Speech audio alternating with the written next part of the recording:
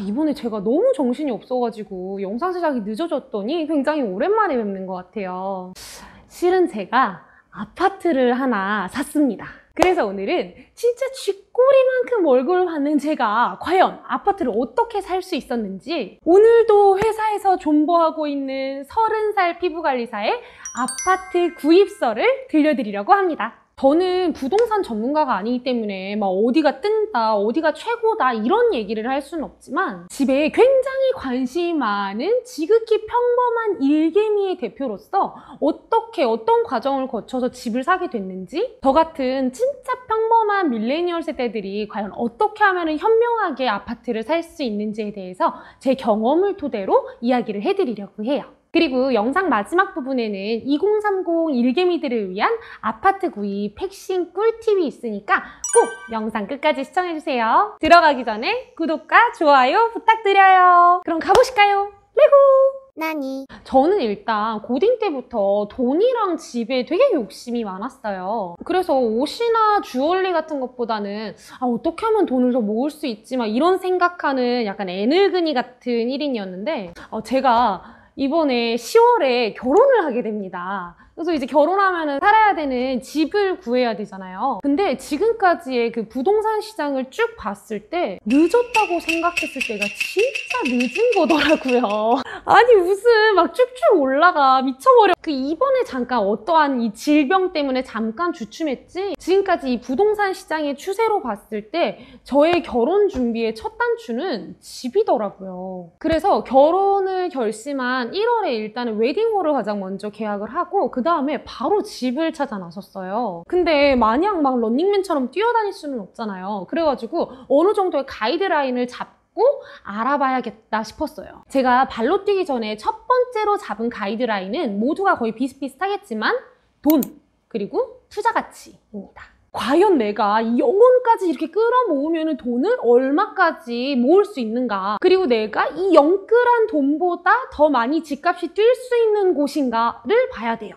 내가 막 대출 받아가지고 집 샀는데 집값 안 오르고 막 요지부동이면 완전 똥망. 집값이 뛰면서 시세 차익 남기는 게 진짜 웬만한 주식보다는 더 뛰어난 것 같아요. 제가 이번에 계약을 1월 말인가 2월 초쯤에 하고 이번에 잔금을 주고 샀는데, 지금 제가 산 그 집이 5달 만에 6천만 원이 올랐어요. 솔직히 6천만 원이라는 돈이 웬만한 2030 세대들 연봉보다 더 훨씬 높은 돈이잖아요. 이렇게 5달 만에 6천만 원이라는 돈이 오를 수 있는 집을 살 수 있었던 비결은 빠르게 움직였던 게 가장 컸던 것 같아요. 만약 막 제가 결혼 준비한다고 이거 해야 되고 저거 해야 되고 이래가지고 결혼 거의 막바지쯤 됐을 때 집 사야지 하고 그때 알아봤으면은 집값은 막 이미 막 저 하늘 위로 올라가 있을 거고, 지금 제가 산 집보다 훨씬 더 안 좋은 조건의 집을 살 수밖에 없었을 거예요. 제가 영끌할 수 있는 돈은 한계가 있으니까. 일단은 내가 영끌할 수 있는 돈을 알아보기 위해서는, 여러분 우리가 일개미이지 않습니까? 일단 첫 번째로 열심히 일한 돈 가지고 뭐 예금이든 펀드든 주식이든 돈을 열심히 불려요. 이 정말 기본적인 자금은 어쩔 수 없이 필요해요. 저는 일이랑 학업을 같이 병행을 해가지고 지금 사회생활이 10년 차 정도 됐거든요. 근데 솔직히 말해서 이 피부관리사 월급이 진짜 쥐꼬리가 아니라 그 벼룩의 꼬리가 있다고 하면은 진짜 한 벼룩꼬리 정도? 그렇기 때문에 엔간한 회사 다니시는 분들 한 5년 차 정도 모은 돈이면은 아파트 도전할 수 있을 것 같아요.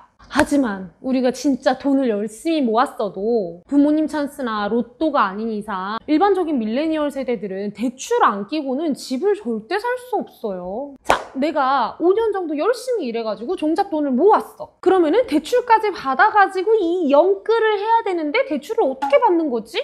일단은 은행에 갑니다. 은행에 가면은 뭐 여러 가지 주담대 상품을 소개를 해줄 거예요. 근데 각 은행마다 상품의 종류도 너무나 많고 이 이율도 진짜 천차만별이에요. 제가 한 2, 3월 정도에 한 10군데 정도의 은행에서 상담을 받아봤는데, 막 그 은행 나는 VIP야 이런 거 아닌 이상 조건만 맞으면은 정부에서 하는 주택담보대출이 이율도 가장 낮고 좋아요. 저는 정부에서 하는 주택담보대출 받았어요. 그러면은 정부에서 하는 대출은 어떻게 받느냐? 첫 번째는 은행에서 연결해주는 그 은행 대출 상담사분이 있어요. 상주하시는 건 아니고 그 명함을 주시는데 이분들을 끼고 대출을 받으면은 이 대출 심사를 받는 과정이 진짜 번거롭고 복잡하거든요. 근데 이분들이랑 같이 하면은 굉장히 심플해져요. 전문가가 도와주니까. 막 은행 계속 가거나 이런 거 알아볼 수 있는 시간이 좀 부족하신 분들한테 추천. 근데 수수료 나가요. 공짜로 해주는 거 아니라는 거. 두 번째는 주택금융공사에 전화해가지고 물어보는 거예요.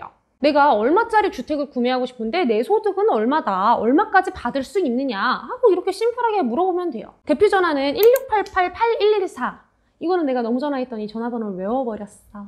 정부에서 운영하는 주담대가 크게 두 가지가 있는데 첫 번째는 디딤돌, 두 번째는 보금자리론이에요. 디딤돌이 맥시멈 2억까지 대출을 받을 수 있고 보금자리론이 맥시멈 3억을 대출을 받을 수 있어요. 저는 모아둔 돈이 많이 없어가지고 최대한 대출의 힘을 받았어야 됐기 때문에 조금 불편하긴 하지만 보금자리론을 선택을 했어요. 2, 3월쯤에 보금자리론 심사를 받고 대출을 진행을 시작을 했는데 그때 당시에 이율이 2.23 정도에 저는 받았어요. 근데 이미 대출 알아보신 분들은 아시겠지만 그 어떠한 질병 때문에 지금 금리 진짜 낮아요. 저도 그때 당시에 나름대로 굉장히 낮은 금리로 수혜를 받긴 했는데 그것보다 더 낮아졌어. 그만큼 지금 아파트를 사게 되면은 그 이자에 대한 부담은 좀 줄어들게 되긴 했죠. 그리고 이자에 대한 꿀팁을 하나 드리자면은 주택금융공사 앱이 있어요. 여기서 이제 대출을 신청을 하게 되면은 추가로 0.02%를 할인받을 수 있어요. 0.02?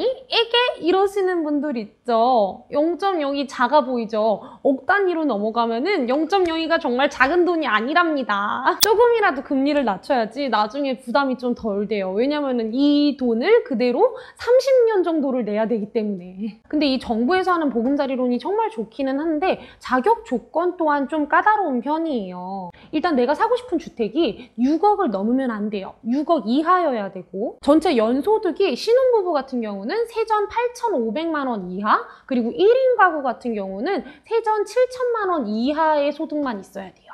그리고 제 주위에 있는 분들이 막 물어보시는데 무주택 세대주만 가능해?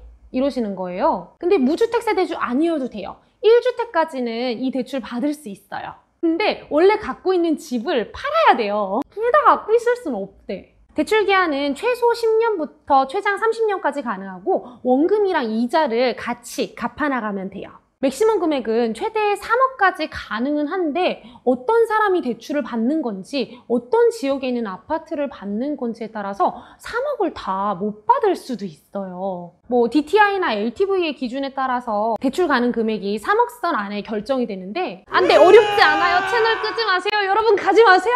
이게 쉽게 이야기하면은 은행 입장에서도 이놈이 내 돈을 빌려가면 과연 갚을 수 있는 놈인가? 이거를 따져봐야 되잖아요. 뭐 직장은 어디인지, 연봉은 얼마를 받는지, 뭐 지금 현재 자산은 얼마나 갖고 있는지 등등. 이렇게 이 돈을 가져갔을 때 이놈이 내 돈을 떼먹지 않고 잘 갚아나갈 수 있는 놈인가를 따져보는 것이 DTI라고 해요. 그리고 내가 사고 싶은 땅이 딱 있으면은 그 땅의 대출의 퍼센테이지가 딱 정해져 있어요. 뭐 예를 들면은 서울의 어디 지역은 투기 과열지구여서 여기는 40%밖에 안 나옵니다. 이럴 수 있고 뭐 어디 수도권 지역은 50% 이렇게 정해져 있어요. 이렇게 내가 사고 싶은 집의 대출을 몇 프로를 받을 수 있는가를 따져보는 것이 LTV라고 해요. 자, 그러면은 우리는 DTI도 알고 LTV도 아니까 금액을 한번 의뢰를 해봐야 되는데 의뢰하기 전에 또 짚고 넘어가야 되는 게 하나 있어요. 제가 보금자리론 맥시멈 금액이 3억이라고 이야기했는데 이 3억을 다 못 받을 수도 있다고 얘기를 했잖아요. 근데 아파트의 가격을 부르는 이 호칭이 너무 다양해. 뭐 실거래가, 호가, 시세, 뭐야 이거 왜 다 가격이 달라? 이럴 수가 있어요. 대출을 받을 때 LTV를 산정하는 기준은 시세입니다. 시세. 정확한 시세는 국세청 사이트나 국민은행 KB부동산 시세, 한국감정원 시세로 검색을 해서 확인해 보시거나 앱 까시면은 볼 수 있어요.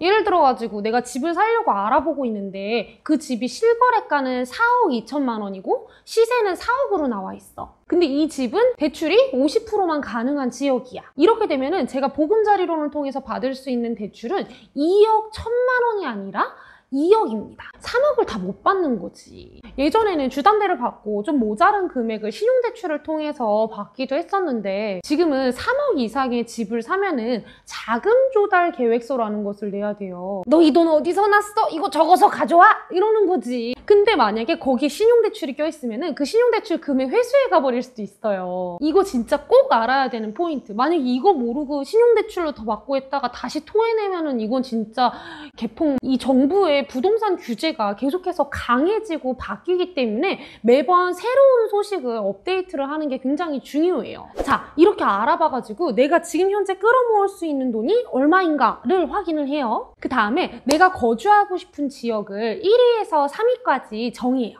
이 지역 선정하는데 괜찮은 어플이 있는데 저는 호객노노라는 어플을 추천해드려요.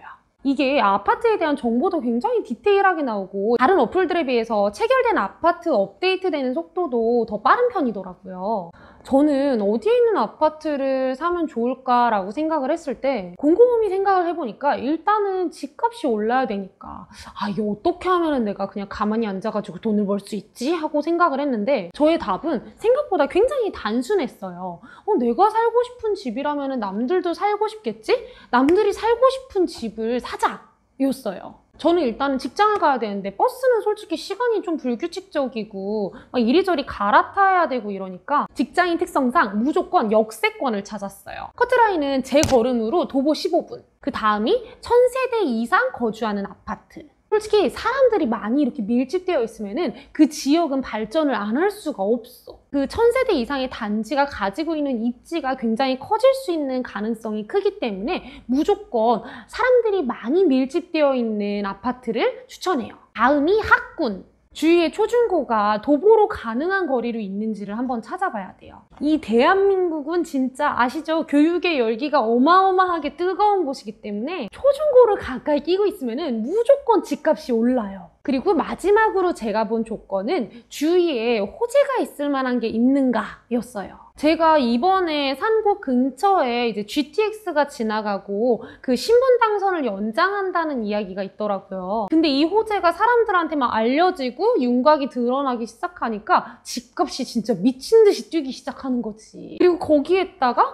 바로 밑에 그 제3기 신도시인 뭐 창릉 신도시 생긴다고 하는데 요거 확정되면서 또 덩달아 수혜를 받더라고요. 그렇기 때문에 내가 살고 싶은 곳 근처에 호재가 일어날 만한 것이 있는가 이거를 진짜 호시탐탐 살펴봐야 돼요. 뭐 그 외에도 뭐 중공년도, 뭐 병세권, 스세권, 주위에 공원이 있는지 뭐 등등등 본인이 갖고 있는 그 돈의 기준에 따라서 더 디테일하게 살펴보면 좋아요. 근데 또 여기서 중요하게 봐야 되는 게 내가 막 영끌할 수 있는 돈이 5억이야. 근데 내가 원하는 매물이 5억에 나왔어. 득템? 금액 5? 살 수 없어요. 왜냐면은 집을 살 때 딱 이 집값 요것만 드는 게 아니라 취득세, 지방세, 뭐 중개 수수료, 소유권 이전 등기 등등 뭐 요런 돈들이 나가게 되는데 한 6억 이하의 아파트를 기준으로 볼 때 넉넉하게 보면은 한 1,000만 원에서 2천만 원 정도의 돈이 더 나간다고 보시면 돼요. 저는 6억 이하였기 때문에 한 900만 원에서 1,000만 원 정도의 돈이 추가로 더 나갔던 것 같아요. 그래서 이 돈들을 예상하고 따져봤을 때 4억 8천 정도의 매물이 나오면은 내가 영끌할 수 있는 돈이 5억이니까 내선 안에서 살 수 있는 집이겠죠. 그리고 취득세 있잖아요. 취득세는 카드로 긁을 수 있어요. 취득세는 카드로 할부 나눌 거면은 그 내가 영끌할 수 있는 돈에서 제외해도 괜찮아요. 그 국세청 홈택스 어플 들어가셔가지고 카드로 결제하면 돼요. 심지어 6개월 무이자. 자, 이제 돈도 지역도 어느 정도 파악을 다 완료를 했으면은 내 집을 찾아 나섭니다. 그 인터넷에서 나오는 매물들 제가 진짜로 한 20번 넘게 통화해봤는데 막 허위 매물이거나 이미 팔렸다고 하는 집이 수두룩해요. 내가 딱 원하는 단지가 정해지면은 호객노노 어플 통해서 대충 시세가 어느 정도인지 확인을 하고 그 단지에서 가장 가까운 부동산을 직접 찾아가거나 아니면 검색해가지고 전화해보는 게 베스트 오브 베스트예요. 자, 이제 내 기준에 맞는 매물이 있다고 하면은 부동산으로 가가지고 드디어 집 쇼핑을 하기 시작합니다. 자, 여기서 팁을 하나 알려드리자면은 똑같은 가격에 매물이 여러 개 나와 있는 상황이라면은 완전 탑층 꼭대기를 제외하고는 무조건 높은 층 사세요. 뷰가 너무 예뻐서 이런 거 절대 아니고 나중에 내가 이 집을 다시 되팔 때 한 1,000만 원에서 2,000만 원은 더 많이 받을 수 있어요. 제가 집 알아보고 다닐 때 매물이 딱 2개 있었어요. 6층이랑 17층 이렇게 2개 있었는데 솔직히 그 집 컨디션은 6층이 훨씬 더 좋았어요. 거기는 할머니 한 분만 사셔가지고 집에 막 더러워질 게 없는 거예요. 근데 17층은 아기가 하나 있다 보니까 아기가 막 여기저기 뜯고 난리 났어. 그래서 나는 고민에 빠진 거죠. 근데 공인중개사분한테 물어보니까 뭘 망설이냐고 당연히 17층이라고 그러는 거야. 알고 보니까 아파트는 중간층 이상부터는 프리미엄층, 뭐 로얄층 이렇게 부른대요. 가격도 보면은 저층, 중층, 고층 이렇게 나눠져 있어가지고 저희 집 근처에 있는 층들이 다른 층들에 비해서 1,000만 원이나 2,000만 원 정도를 더 비싸게 팔고 있더라고. 자, 이렇게 집이 선택이 됐으면은 바로 계약을 하면 되는데 매물이 조금 여러 개 나와 있는 편이면은 약간의 그 내고 가능해요. 협상하는 방법은 나중에 피부과 10년차 팀장의 협상하는 방법 편을 따로 만들 예정이니까 그 편에서 제가 자세하게 설명을 해드릴게요. 일단 계약을 할 때 아파트 값의 10%를 계약금으로 내야 되기 때문에 언제든지 계약이 성사가 되면은 내가 바로 계약금을 이체할 수 있도록 돈을 미리 마련을 해둬야 돼요. 이 계약금이 마련이 안 돼 있어가지고 이 집을 사고 싶은 다른 사람이 와서 인터셉트 해갈 수 있어요. 실은 내가 그랬거든. 저희 집이 원래 다른 신혼부부가 그 전날에 이 집을 사려고 했는데 계약금을 대출을 받아야 됐나 봐요. 그래서 돈이 마련이 안 돼 있는 거야. 근데 그 다음날 내가 집을 보러 온 거지. 그래서 내가 그랬어. 그분보다 내가 100만 원 더 드릴 테니까 나한테 팔라고. 자, 어찌됐든 이렇게 계약이 끝나게 되면은 중도금과 잔금을 대출을 받아야 되는데 제가 오늘 2030 밀레니얼 세대분들에게 꼭 드리고 싶었던 핵심 포인트는 대출 이자를 상환하는 방법이에요. 우리가 그냥 뭐 몇십만 원, 몇백만 원 대출을 받으면은 이자 뭐 몇천 원, 몇만 원 이럴 수 있는데 일단 내가 원하는 투자 가치 있는 집은 굉장히 비싸요. 억 단위로 넘어가는 순간 이자 내는 거 진짜 숨 막혀요. 이자를 납부하는 방법도 굉장히 여러 가지가 있는데 2030 세대들은 무조건 이거! 체증식 상환 방식이란 게 있어요. 이거 40세 이하만 가능한 방법이에요. 일단은 이자를 내는 방법은 이렇게 세 가지가 있는데 쉽게 얘기하면은 체증식 상환 방식은 원금이랑 이자를 처음에는 조금씩 갚다가 점점 늘어나는 방식이라고 보시면 돼요. 이 방식을 모르는 밀레니얼 세대분들이 꽤 많더라고. 이거를 왜 추천해드리냐면은 바로 물가 상승률 때문이에요. 예? 예를 들어가지고 내가 한 달에 원금이랑 이자를 합쳐가지고 20만 원이라는 금액을 일정하게 30년 동안 낸다고 치면은 지금 내가 20만 원을 내는 가치랑 10년 뒤에 20만 원의 가치, 또 30년 뒤에 20만 원의 가치가 과연 같을까요? 아니에요. 100% 물가 상승률 때문에 10년 뒤에 20만 원은 30만 원어치의 가치를 할 수도 있고 더 높게는 40만 원어치의 가치를 할 수도 있어요. 내 돈은 다달이 20만 원씩 나가고 있는데 예를 들어가지고 매년 물가 상승률이 2%씩 올라가고 있다. 그러면은 나는 그만큼 손해보고 있는 거예요. 이렇게 봤을 때 반대로 높은 이자를 내고 있다가 점점 이자가 내려가는 방식은 뭐 말 다 했죠. 나중에 물가 상승률을 따져보면은 돈을 더 많이 내고 있는 겨. 근데 그거 하면 나중에 은퇴하고 나면은 좀 부담스럽지 않아요? 이렇게 이야기하시는 분들도 있는데 그렇지 않은 게 일단은 내가 정말 열심히 투자 가치를 보고 고른 집은 집값이 올라가요. 그리고 두 번째는 그 집을 가지고 주택연금 받으면 돼요. 주택연금 설정해놓고 노후에 이자 갚으면서 용돈 받으면서 살아가면 됩니다. 그리고 마지막으로 잔금 치를 때 법무사라는 분이 오게 되는데 은행에서 그 잔금 치르는 날에 법무사를 이렇게 붙여줘요. 그때 그 법무사 쓰지 말고 법무통이라는 어플을 통해서 법무사를 내가 골라가지고 진행하면은 훨씬 좋아요. 그 법무통 어플 들어가면은 소유권 이전 등기라는 탭이 있어요. 거기 들어가서 하면 되게 쉬워요. 거기서 견적을 신청하면 돼요. 이렇게 하면은 법무사 선임하는 비용이 무려 반이나 줄어들어요. 약 50만 원에서 25만 원으로 줄어들어요. 자, 이렇게 저의 아파트 매매썰을 들려드렸는데 이 부동산 시장은 굉장히 빠르게 변화하고 요즘 내 집 마련을 꿈꾸는 2030 밀레니얼 세대분들 굉장히 많잖아요. 막 그냥 2030 일개미 화이팅! 이런 말보다는 진짜 젊은이들의 입장에 서서 전문가는 아니지만 직접적인 경험으로 부딪혀봤던 것들을 이렇게 같이 공유하고 함께 내 집 마련의 꿈을 이뤘으면 좋겠다는 생각에 영상을 한번 만들어봤어요. 좋았어요. 대한민국에 있는 내 집 마련을 꿈꾸는 많은 청년들에게 도움이 되는 영상이었으면 좋겠습니다. 제가 말씀드린 이야기 외에 이런 방법도 있던데요, 저런 방법도 있어요 라는 정보가 있으신 분들은 같이 댓글에 공유해 주시면 좋을 것 같아요. 그러면 저는 다음번엔 더 유익한 뷰티 정보로 찾아오겠습니다. 영상 봐주셔서 감사합니다. 안녕!